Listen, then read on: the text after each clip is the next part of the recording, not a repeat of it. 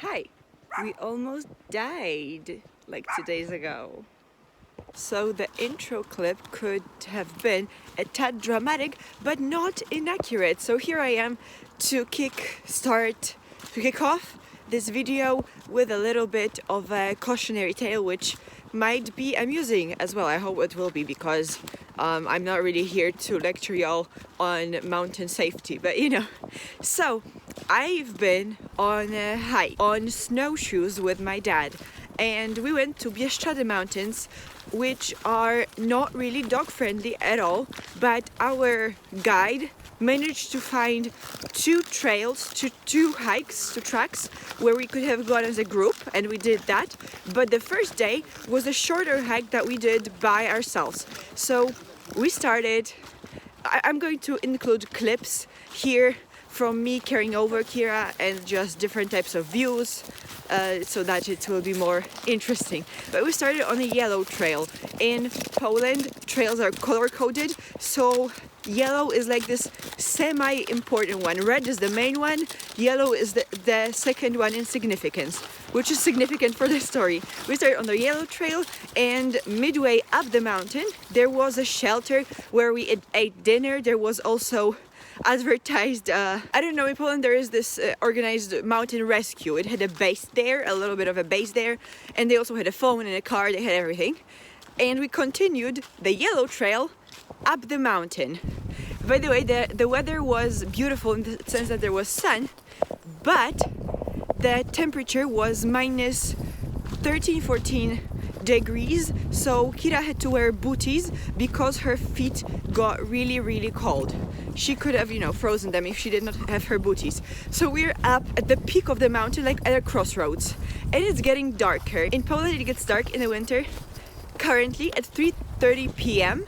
However, in the mountains, because we were lower, there were higher mountains, the sunset hits you a bit earlier. So I'll say like 2:30, there's no sun anymore. There's still a little bit of light left, but you know what I mean. So we're there at the top of the mountain, and I'm usually consider myself a rather intelligent person, but that day I was smartened. So when my dad wanted to visit the peak of the mountain, which we had to go out of our way to, hike to, I was like, well, it's irresponsible because it might get dark, but fine. But my dad thought that because in the summer the trip to the peak and back would take 35 minutes, it would be like that in knee-deep snow. No, it took an hour and 10 minutes to get there. Then we're back at the crossroads again, and I'm like, maybe we'll go back the same way we went, because the trail that we were going to, which was blue one, has not been broken in. People have not used it because blue is a connecting trail. So you use blue trails to go from main trails to like villages or bus stops or something. So, but my dad was like, no, let's go on the blue trail because this will be quicker. And fortunately, there was a person on like running skis in front of us. Not that we could see him, but there was a trail to follow. So we followed that trail, right? We've been following for like 30 minutes. And then it turns out that the hiker went off trail and also down a very steep slope, which was impossible to safely traverse down on our snowshoes. So again, I vote, let's go back on the trail. There is this, shelter, food. The rescuers are stationed there. That goes, no, we shall venture off trail because that will be quicker. So we do that, and then we find, mysteriously, like in the middle of the forest, by the way, I'm going to include clips of the forest and what it looked like during the day. Imagine you don't have a flashlight and how dark it is. I mean, we had a flashlight, but I'll get back to that. So in the middle of the forest, there is the trail of feet, and we decided to follow that person. Well, after another hour or so, we figured out it was not a person, because how could it have been? It was a deer. We were following deer tracks, but you could not have seen, the hoof shape because they were just so deep in the snow. And we figured it out because the deer peed like every 5 meters, so clearly an animal. So now we don't really know where we are. We have no reception. I had one of those emergency blankets just in case, and we had 2 flashlights, however only one worked, and we still had some hot tea left. It took us 2 hours and a half or something to hike down the slope. We were going down to like the road. We wanted to meet the road. However, that's not the end of our adventures, because the road was like doing intersecting with a river. So of course we went down where there was a river. My dad was like, maybe we'll cross it. I was like, never, no way. And here is the clip of the river. It was way too deep to cross with a dog. Okay, it was just not possible. But miraculously, where we were downstairs at the bottom of the mountain and thinking about whether we should search for a bridge over the river to the road on the left or the right, our guide for the whole trip called us because they were going back on that road, and we signaled them with the flashlight, and they stayed, and the guide just went over by the bridge and met us halfway through in the forest. So we were kind of actually rescued, because otherwise we would have had to hike another 4 kilometers, I think, on the road. So yeah, that was the adventure. I mean, it's pretty amusing when you think about it, because we were completely fine. Kira lost one of her shoes, but her feet are fine as well. Just stay safe. I'm going to mention just a couple of lessons that I learned. First of all, if your heated cup or whatever, like thermos, is broken, doesn't keep the heat, throw that shit away. We only keep thermal mags that work. Only these.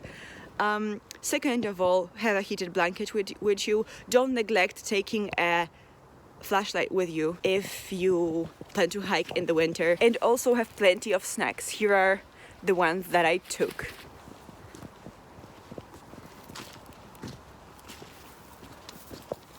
And with that, welcome to December book wrap-up, as well as top 5 best 5 books of the whole year.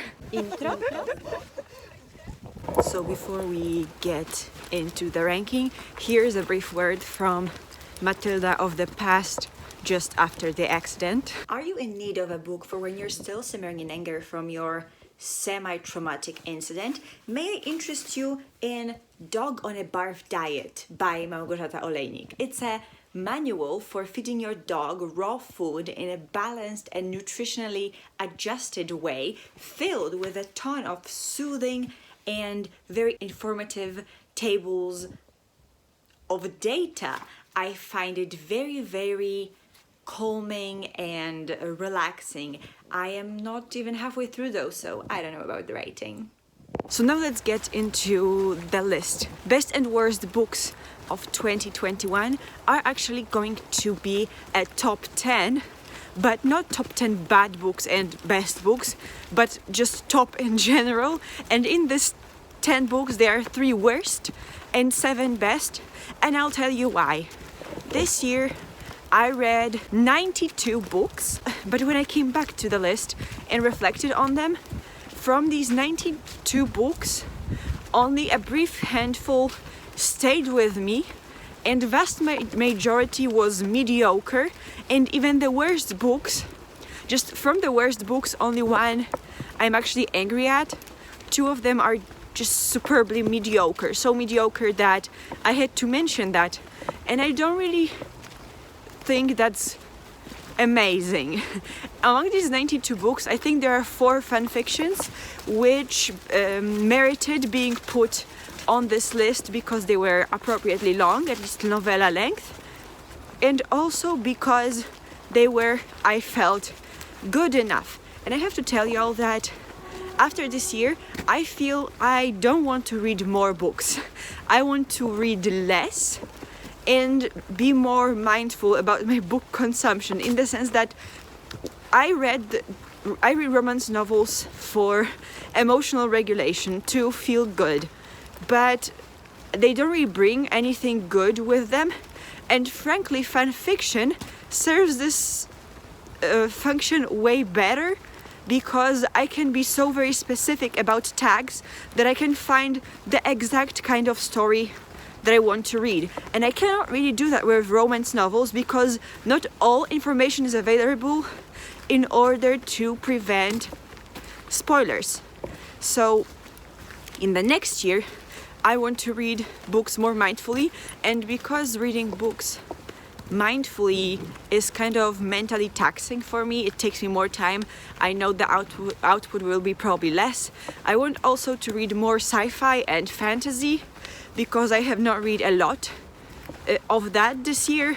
So yeah, I'll get right into the list, which I have with me on a piece of... No, first I'll actually do a December book wrap-up. I think that makes sense. So this month I read 7 books, and I mean, I haven't read a single one on paper. I listened to 3 audiobooks proper and 4 audio plays available on Audible. So the 4 plays were, sorry for the abrupt cut, I wonder if you can hear the rain. It's raining, not men, just regular droplets, probably filled with smog, because while it is a forest in Warsaw de facto, just geographically. So the plays that I listened to this month, I have not finished The Guilty by James Patterson. The premise is that a guy writes murder plays, and he decides to direct a murder play where all the actors don't know they're going to be acting. It's super weird. I don't believe it at all. Just very, very contrived and very uninteresting and uninspired. Honestly, that's why I didn't finish it. I thought that it would be a waste of time. The Guilty. True West. True West is a, I think, 2-hour theatrical venture where 2 southern guys are played by 2 British men. Mr. Knightley from Emma and Jon Snow. So the brothers, one of which is a big town guy, the other one is a small town guy, meet and have a bunch of conversations.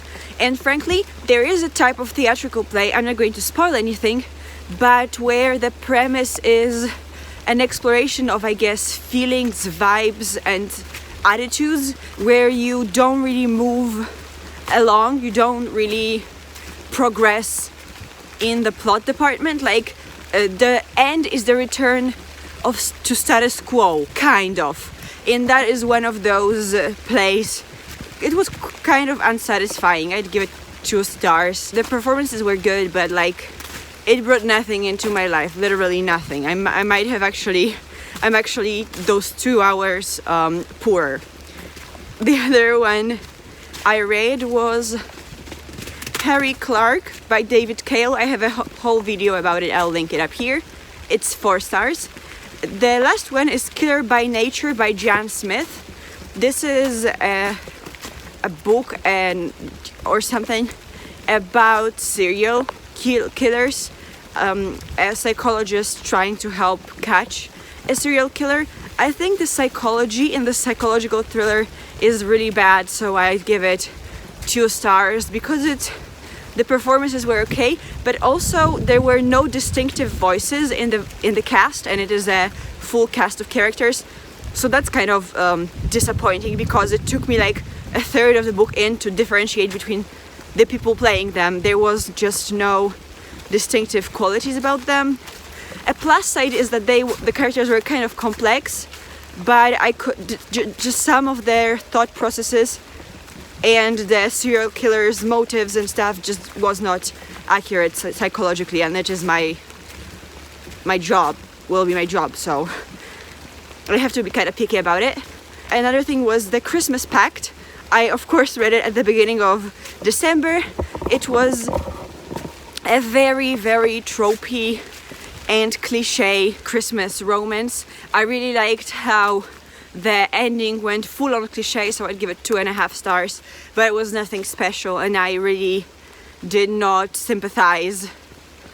Like the main male character was in a very difficult position, and in a position where I don't want him to forgive the people who wronged him, you know, and he did. So -2 stars for that. And the last thing was a reread of Consorting with Dragons by Sarah Trevor.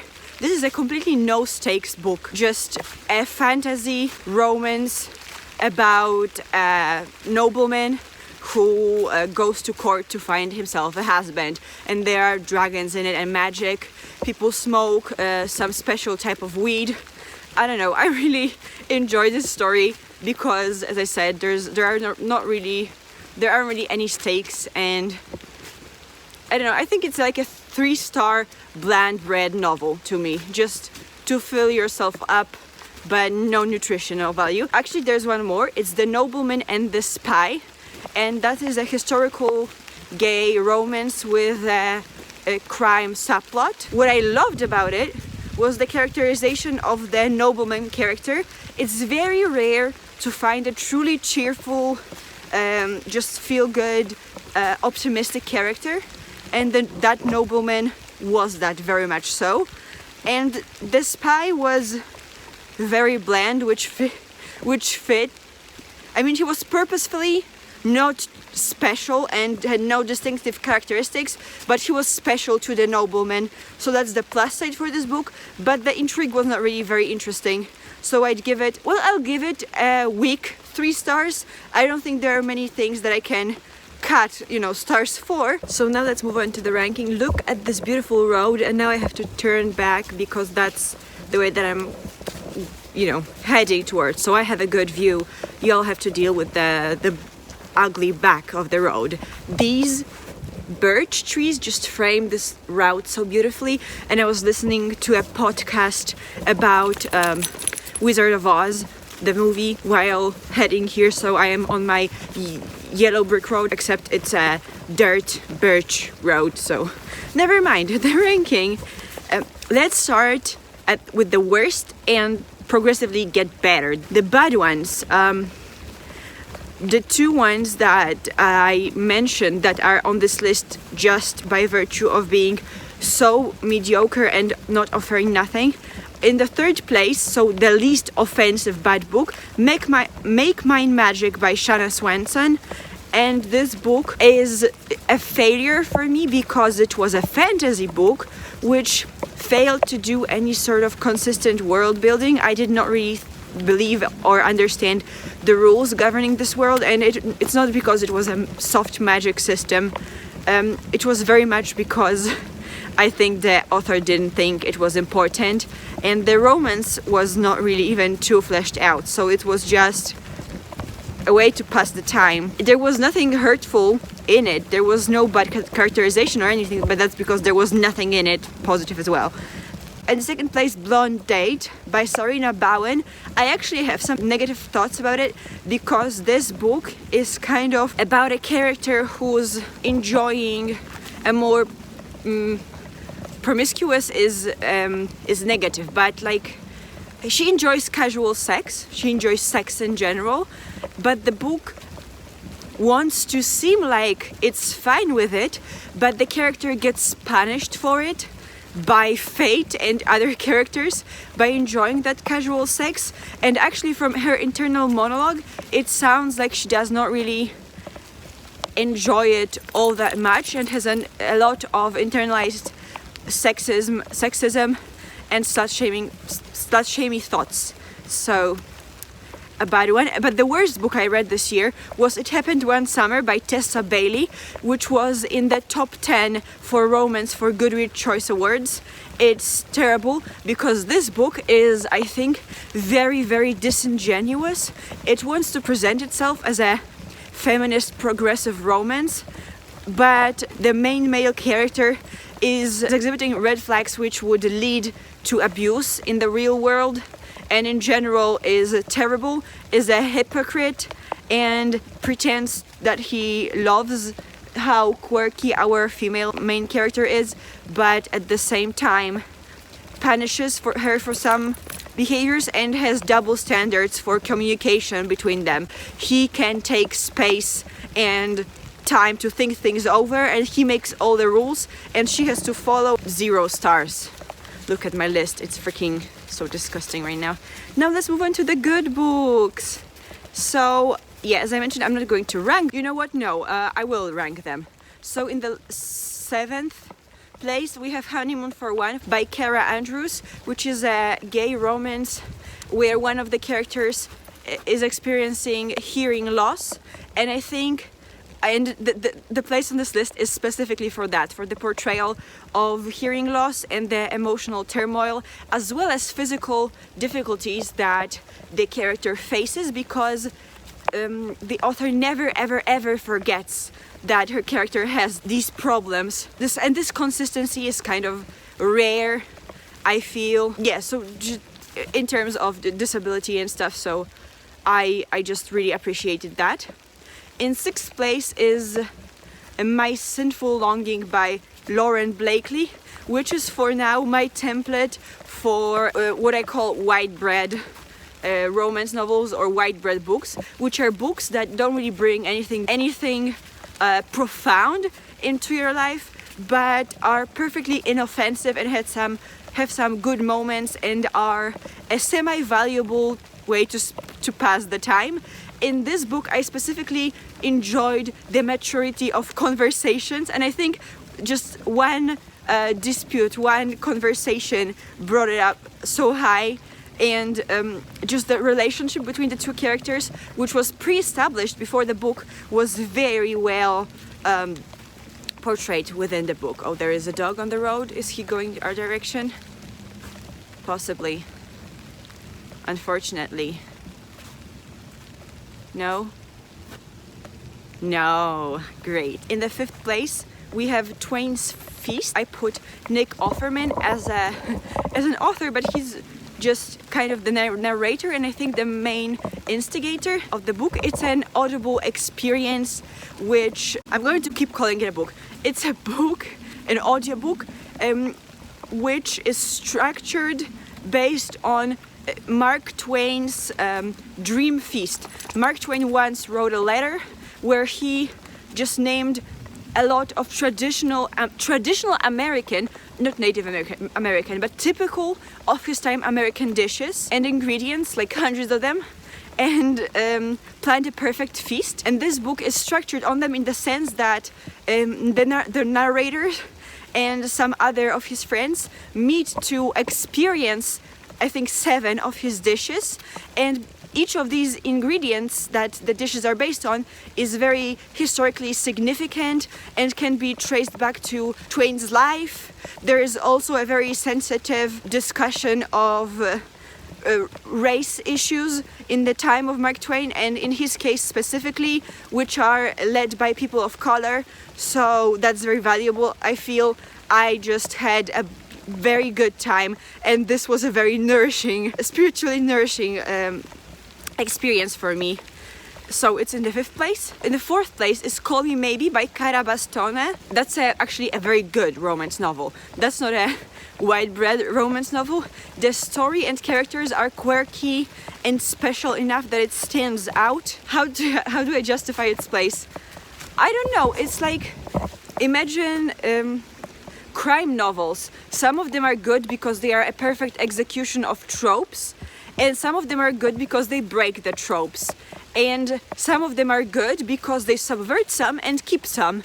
And Call Me Maybe is that. It subverts some tropes, keeps some tropes, and has a lot going on for it. In the 3rd place is This Is How You Lose the Time War by Amar El Mohtar and Max Gladstone. This is an epistolary sci-fi novel about 2 agents of opposing sides in the Time War. It is very lyrical, very beautifully written.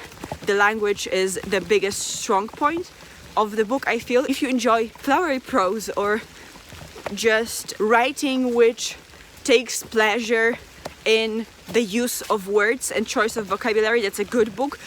And actually, to be honest, there's not so much of a plot. This is a book mostly focused on internal monologues and feelings and descriptions.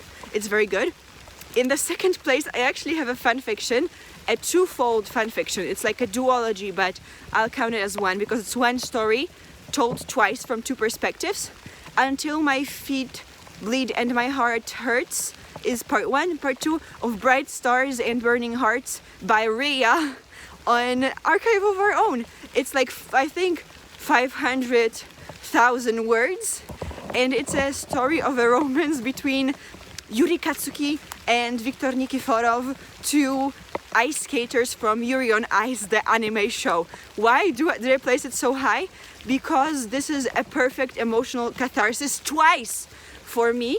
Okay, while there is a pretty big downside to her writing, because after a while you can see her repeat certain turns of phrase, and there are like specific phrases for one character and specific phrases for the other in their internal monologues. But I didn't really mind that, because first of all, she has the ability to write a scene which can be easily felt two different ways from the perspectives of two different characters. I think their emotional journey is very believable and very well written. And I also really liked the fact that the conflict within the book is profound and very emotionally hurting for one of the characters, but it is one where you can easily, with enough apologies, believe that it can be, you can believe in reconciliation. So that was a huge value of the fanfiction. And in the first place, I don't know if you've seen that coming, but it's The Martian by Andy Weir. It's a flawless science fiction book. There is nothing but about it. It is wonderfully read as an audiobook. It is very entertaining. It's interesting. The concept is great. I don't know about the science side of it, but from what I know, it was pretty well researched. So you can really get into it, and you can believe that the science that is written in the book. The plot is that one guy gets left behind on Mars while the rest of his fleet leaves because there is a storm, and he has to survive on Mars for a prolonged amount of time, and there are of course different types of mishaps happening to him. It's the best book by far. And with that, Happy New Year! Happy New Year! My New Year's resolutions are linked here. And I think I'll also make a video about top 10 movies and top 10 TV series that I've seen this year, and it will be a bit less work. You can expect that quite soon as well. You can see me this week on Reddit, because I stream on Sundays. All my social media, including Instagram, are linked in the description box. If you really loved my content, consider maybe supporting me and Kira. There's a PayPal button linked in the description box. And y'all, have a healthy, happy, prosperous new year.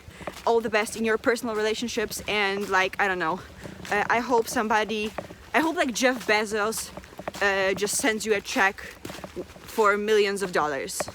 Each and every one of y'all. Is it ethical of me? I don't know. So maybe I just wish a boon in the form of money coming towards your way this year. Cheers. O, jakie ładne.